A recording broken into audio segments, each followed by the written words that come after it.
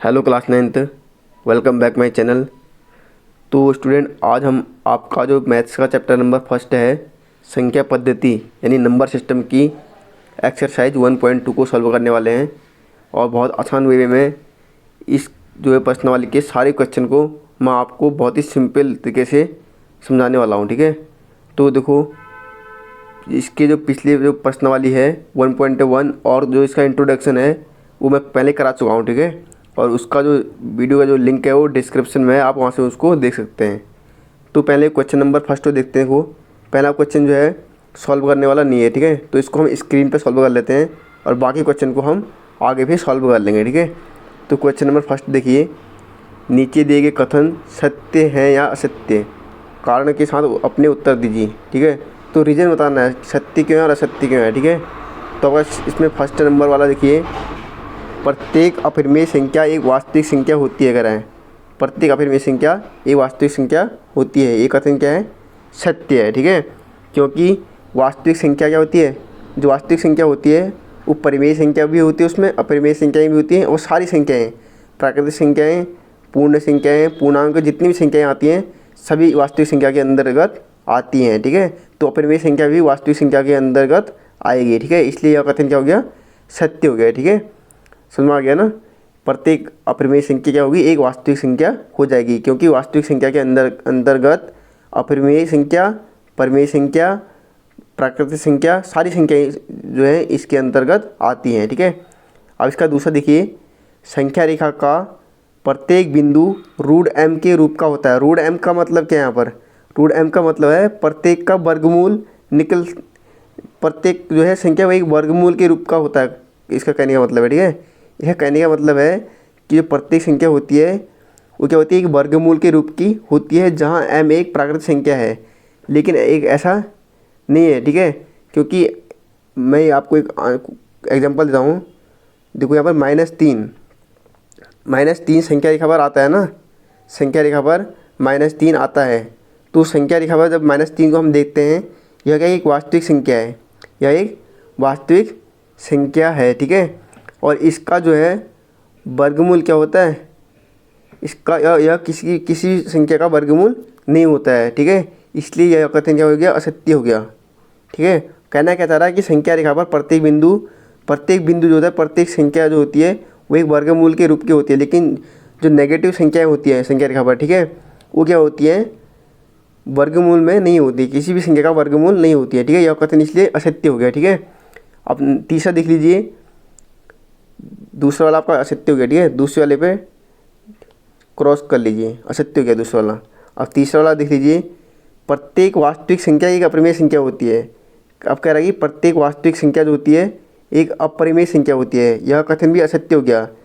प्रत्येक अपरिमेय संख्या एक वास्तविक संख्या हो सकती है, लेकिन प्रत्येक वास्तविक संख्या एक अपरिमेय संख्या नहीं हो सकती है, क्योंकि वास्तविक संख्याओं के अंतर्गत परिमेय संख्याएँ भी आती हैं, आपकी प्राकृतिक संख्याएँ भी आती हैं, पूर्णांक आते हैं। ठीक है, पूर्ण संख्या आती है, सभी संख्याएँ आती है ना, तो प्रत्येक वास्तविक संख्या तो एक अपरिमेय संख्या नहीं हो सकती है। ठीक है, इसके अंतर्गत आपका परिमेय संख्या भी आएगी। ठीक है, जैसे एक वास्तविक संख्या में ले लेता हूँ 3, एक एग्जांपल के माध्यम से समझो। 3 एक क्या है, आपकी वास्तविक संख्या है। ठीक है, अब यह तो परिमेय संख्या है, यह अपरिमेय संख्या कैसे हो जाएगी, अपरिमेय संख्या नहीं हो पाएगी ना, तो इसलिए यह कथन असत्य हो गया। ठीक है, तो क्वेश्चन फर्स्ट जो है सिंपल सा था, खाली सत्य सत्य इसमें बताना था। ठीक है, मैंने रीजन के साथ आपको बता दिया है। ठीक है, अब क्वेश्चन नंबर दूसरा जो है इसको और क्वेश्चन नंबर 3, 4 को हम क्या करेंगे, आगे सॉल्व करते हैं। आगे आपका क्वेश्चन नंबर 2 देखिए, क्वेश्चन नंबर 2 आपका स्क्रीन पर आ रहा है। पूछ रहा है कि क्या सभी पूर्णांकों के वर्गमूल अपरिमेय संख्या होते हैं, यदि नहीं तो किसी संख्या के वर्गमूल का एग्जाम्पल दीजिए जो परिमेय हो। ठीक है, तो क्या सभी पूर्णांक, पहले पूर्णांक समझ लीजिए, पूर्णांक क्या होते हैं। ठीक है, पहले आपको पता होना चाहिए पूर्णांक क्या होते हैं। पूर्णांक जो होते हैं धनात्मक और ऋणात्मक, ठीक है, डॉट डॉट डॉट डॉट, जैसे -4, -3, ठीक है, -2, -1, 0, फिर क्या 1, 2, 3, 4, ठीक है, डॉट डॉट डॉट डॉट कहीं कहीं तक भी। आप इसको कहीं तक भी इसको ले सकते हैं, ठीक है। इन्फिनिट तक, कहाँ तक जाएगा, इन्फिनिट तक। इन्फिनिट से शुरू होगा, इन्फिनिट पर ही ख़त्म होगा, ठीक है। तो यहाँ भी इन्फिनिट से शुरू होगा, माइनस वाले भी और प्लस में भी जो है इन्फिनिट तक खत्म, अनंत तक जाएगा, ठीक है। तो पूर्णांक क्या होते हैं आपके, पॉजिटिव भी होते हैं और नेगेटिव भी होते हैं, ठीक है। ऋणात्मक भी होते हैं और धनात्मक भी आपके होते हैं, ठीक है। पूर्णांक दोनों प्रकार के होते हैं। अब क्वेश्चन पूछ रहा है कि क्या कह रहा है कि सभी पूर्णांकों के वर्गमूल अपरिमेय संख्या होते हैं, इसको हमें सिद्ध करना है, ठीक है। देखो यहाँ पर मैं एक पूर्णांक को 4 लेता हूँ जिनका वर्गमूल निकलता है, ठीक है, जिनका स्पष्ट वर्गमूल निकलता है, ठीक है। जैसे 4 ले लीजिए, 4, ठीक है। 4 क्या है, एक पूर्णांक है ना, 4 एक क्या है, पूर्णांक है। अगर मैं इसका वर्गमूल निकालूं, यानी इसका स्क्वायर रूट निकालूं तो कितना हो जाएगा, 2 हो जाएगा। अभी 2 क्या है, 2 संख्या है, परिमेय संख्या है। 2 संख्या क्या है, परिमेय है, क्योंकि इसको हम P/Q के रूप में लिख सकते हैं ना। या आप 4 की जगह आप आगे 5, 6, 7, 8, 9 लीजिए, 9 का भी आप वर्गमूल निकलता है, ठीक है। 9 भी क्या है आपका एक पूर्णांक है, ठीक है। अब 9 का आप स्क्वायर रूट निकाल लीजिए, 9 का वर्गमूल निकाल लीजिए, कितने आएगा, 3। ये भी क्या है, एक परिमेय संख्या है, ठीक है। ये भी क्या है, परिमेय संख्या है, परिमेय है, ठीक है। जबकि क्वेश्चन में कह रहा है कि संख्या अपरिमेय होनी चाहिए, संख्या क्या कह रहा है, अपरिमेय होनी चाहिए, लेकिन ऐसा नहीं है, ठीक है। इसका आंसर क्या हो गया, इसका आंसर आएगा नहीं। आंसर में लिख देना नहीं, ठीक है। आंसर में पहले आप आंसर लिख देना नहीं, ठीक है। नहीं लिखना, फिर इसका रीजन, इसका ये रीजन आ गया, इसी रीजन आ गया, ठीक है। ये आपका रीजन आ गया, क्यों, ठीक है। तो इसका आंसर हो गया नहीं, नहीं ऐसा नहीं होता है, ठीक है। पूर्णांकों का वर्गमूल जो है परिमेय भी हो सकता है, अपरिमेय भी हो सकता है, ठीक है। ऐसा कुछ नहीं है, ठीक है। तो यहाँ पर देखो रूट 4 और 9 मैंने 2 पूर्णांक लिए जिनका वर्गमूल निकलता है, जिनका पूर्ण वर्गमूल निकलता है, ठीक है। तो उनका जो वर्गमूल निकला, रूट 4 का वर्गमूल निकला, 4 का वर्गमूल निकला 2 और 9 का वर्गमूल निकला 3। दोनों क्या है, परिमेय संख्या हैं, क्योंकि इनको हम P/Q के रूप में लिख सकते हैं, ठीक है। तो इस प्रकार हम कह सकते हैं कि यह क्या है आंसर, इसका आंसर क्या आएगा, नहीं आएगा, ठीक है। अब आगे क्वेश्चन नंबर आगे देखिए। देखो क्वेश्चन नंबर आपका 3 है, दिखाइए कि संख्या रेखा पर √5 को किस प्रकार निरूपित किया जा सकता है।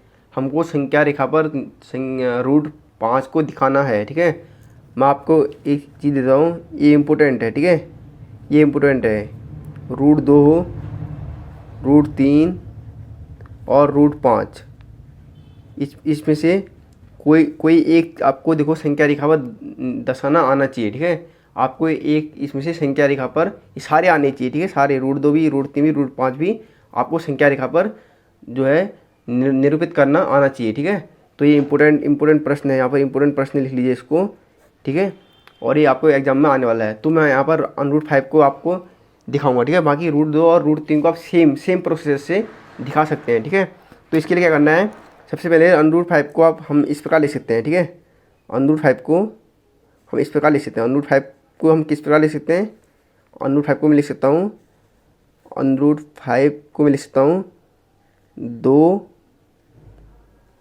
देखो √5 को मैं कैसे लिखता हूँ, 2 का स्क्वायर लिख सकता हूँ, ठीक है। पहले √5 को मैं 4 + 1 लिख सकता हूँ ना, 4 1 5। √5 को मैं 4 + 1 लिख सकता हूँ, ठीक है। 4 धन 1 में इसको लिख सकता हूँ, ठीक है। इसको मैं आगे लिख सकता हूँ देखो 4 किसका स्क्वायर होता है, 2 का स्क्वायर होता है। 4 किसका स्क्वायर होता है, 2 का स्क्वायर होता है, ठीक है। प्लस 1 किसका होता है, एक किसका स्क्वायर होता है, 1 का स्क्वायर होता है, ठीक है। तो 1 का स्क्वायर कितना होता है, 1 होता है। तो 2 का स्क्वायर कितना होता है, 4 होता है। अब मैंने इसको इस रूप में लिख लिया, ठीक है। इसको बोलते हैं पाइथागोरस प्रमेय, ठीक है। इसको क्या बोलते हैं, पाइथागोरस प्रमेय। तो एक क्वेश्चन जो होंगे आपके पाइथागोरस प्रमेय से होंगे, ठीक है। पाइथागोरस प्रमेय से क्या होता है, कर्ण का स्क्वायर, क्या होता है, कर्ण का स्क्वायर इक्वल टू आधार का स्क्वायर, ठीक है, प्लस लंब का स्क्वायर, ठीक है, लंब का स्क्वायर, ठीक है। ये आपका क्या होता है, पाइथागोरस प्रमेय होता है, ठीक है। तो इस प्रमेय के आधार पर आप देखिए, ये आपका क्या हो गया, आधार हो गया, और ये आपका क्या हो गया, लंब हो गया। ठीक है, ये आपका आधार हो गया, ये आपका लंब हो गया। तो आगे इसको हम सॉल्व करेंगे। तो ये देखिए यहाँ से आपका आधार निकल गया, आधार। ठीक है, यहाँ से आपका आधार निकल गया, आधार निकल गया आपका यहाँ से कितना निकल गया, 2। ठीक है, आधार यहाँ से 2 निकल गया आपका। और एक क्या आपका निकल गया, लंब। आपका लंब कितना निकल गया, 1 निकल गया। ठीक है, स्क्वायर स्क्वायर में है ना, तो स्क्वायर स्क्वायर में इसलिए लंब आधार का स्क्वायर यानी 2 का स्क्वायर यानी 2 हो गया। लंब जो है लंब का स्क्वायर यानी 1 कितना हो गया, 1 हो गया। ठीक है, यहाँ से आपका आधार और लंब होगा, इनकी हमको ज़रूरत पड़ेगी। सेम √3 और √2 इनको भी इसी प्रोसेस के आधार पर करना है। ठीक है, अंदर उनको इसी प्रकार तोड़ देना है और बाकी फिर इस पाइथागोरस प्रमेय के रूप में उनको ले आना है। ठीक है, फिर बाकी इस प्रकार इस पाइथागोरस प्रमेय यहाँ पर लगा देनी है। अब क्या करना है, अब हमको चाहिए स्केल। ठीक है, अब हमको चाहिए स्केल, चांदा और प्रकार। ठीक है, तो सबसे पहले हम स्केल से करेंगे, स्केल से लाइन ड्रॉ करेंगे। ठीक है, देखो मैं यहाँ पर एक लाइन ड्रॉ करता हूँ स्केल से। ठीक है,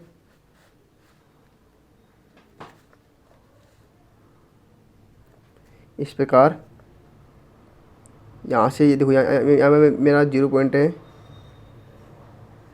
यहाँ तक कर लेते हैं। ठीक है, तो लंबा, और ये मेरा हो गया 0 पॉइंट है। ठीक है, और 2 सेंटीमीटर का ये एक यूनिट हम मान लेते हैं। ठीक है, क्योंकि नहीं तो छोटा बन जाएगा, छोटी आकृति बन जाएगी। हम 2 सेंटीमीटर का एक यूनिट यहाँ पर मान लेते हैं। 2 सेंटीमीटर का एक यूनिट हमने मान लिया। ठीक है, तो आपका ये हो गया 0, ये आपका 1, ये 2, ये 3 यूनिट, ये 4 यूनिट। ठीक है, ये सेंटीमीटर नहीं है। ठीक है, ये यूनिट है। ठीक है, और जो ये ऊपर जो यहाँ पर दिखा ये भी आपके यूनिट है, ये सेंटीमीटर या मीटर में नहीं है। ठीक है, तो अब क्या करना है आपको, आपको चांदी से 90 डिग्री का कोण बनाना है। कहाँ पर बनाना है, 0 पर। ठीक है, 0 पर आपको 90 डिग्री का कोण बनाना है। ठीक है, तो इसके लिए आपको सिंपल सा है, आपको चांदी को रखना है 0 पे, एकदम 0 वाले पॉइंट पे और एकदम सीधे लाइन पे। ठीक है, इस प्रकार आप इसको रखेंगे। देखिए हो गया ना। अब इसको 90 डिग्री यानी यहाँ पर देखो, ये पॉइंट को ये कर लेंगे और इन दोनों को आपस में मिला लेंगे। ठीक है,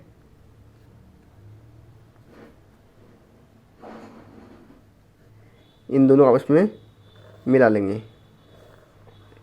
ये हो गया आपका कितना, 90 डिग्री। ये आपका समकोण बन गया।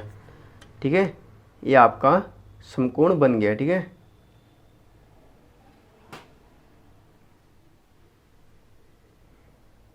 एक मिनट, थोड़ा दिक्कत हुई, जूम नहीं हो पा रहा है। अब दोबारा करके दिखाता हूँ मैं आपको। ठीक है, तो आपका एक यहाँ पर समकोण बन चुका है। ठीक है, तो अब आपको क्या करना है, आपको अब यहाँ से देखो आपका लंब कितना है, ये आपका लंब हो गया, ये आपका आधार हो गया। अब कर्ण जो है यहाँ बनेगा। ठीक है, कर्ण आपका यहाँ बनेगा। ठीक है, तो सबसे पहले आपका लंब कितना है, 1 यूनिट। लंब कितना है, 1 यूनिट। तो यहाँ से 1 यूनिट आपको माप लेना है। कितना मापना है, 1 यूनिट। 0 से 1 तक आपका कितना हो गया, 1 यूनिट हो गया। ठीक है, तो 1 यूनिट मैंने यहाँ पर इसको माप लिया। ठीक है, अब इसको यहाँ से 0 वाले पॉइंट से यहाँ पर इसको कट करना है। ठीक हो गया। और आपका आधार कितना है, आधार देखो, आपका लंब 1 यूनिट और आधार आपका कितना था, 2 यूनिट था ना। तो आधार और लंबों को हम क्या करते हैं, मिला लेंगे। ठीक है, आधार आपका ये नीचे आधार हो गया। ठीक है, यहाँ से लेके यहाँ तक आपका क्या हो गया, आधार हो गया। ये आपका आधार हो गया, तो इसको हम आपस में मिला लेंगे। ठीक है, आधार और लंब को आपस में मिला लेंगे, तो कर्ण आपका निकल जाएगा।